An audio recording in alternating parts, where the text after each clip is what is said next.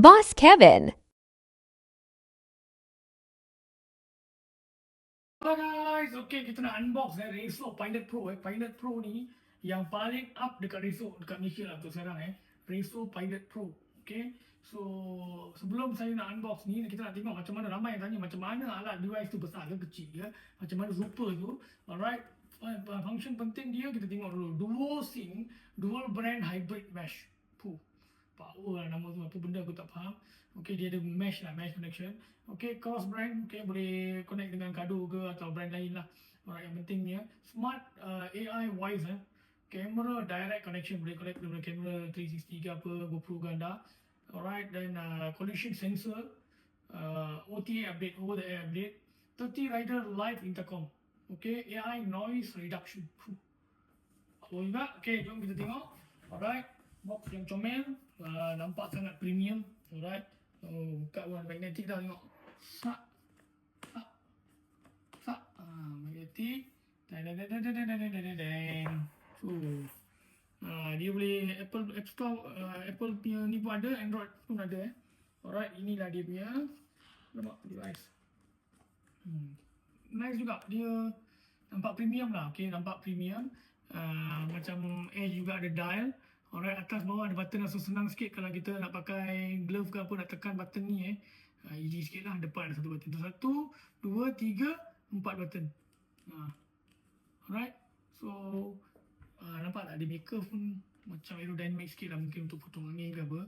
Alright, so kalau kita on sini, dah on.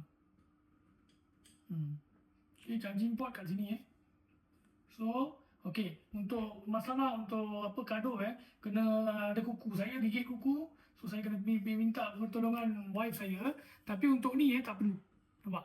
Dia punya tab dekat luar saja. So, tanpa kuku anda boleh buka. Nampak? So, that's an advantage lah untuk saya lah. Kalau tak saya kena cari jarum ke apa untuk cucuk keluar sebab saya tak ada kuku. Untuk ni dia dah timbul tempat ni. Okay, tempat ni timbul, nampak? So, itu untuk saya advantage lah. Okay, device tak besar, tak besar kecil lah, alright. Tapi dia slim, alright, slim, alright. So dia datang dengan apa lagi, jom tengok benda ni. Okay, ini dia punya speaker system. Okay, Reso punya speaker 40mm, alright. Dan dia lah apa ni, apalah buku manual lah, dia mic lah, apalah ni. Dia punya, okay, dua jenis mic okay, untuk ni dia ada yang full face mic dengan dia punya base plate punya ni, boleh pakai clip atau stickering. Okay, dengan boom mic, okay, barang nampak berkualiti, right, feedback pun saya rasa okay.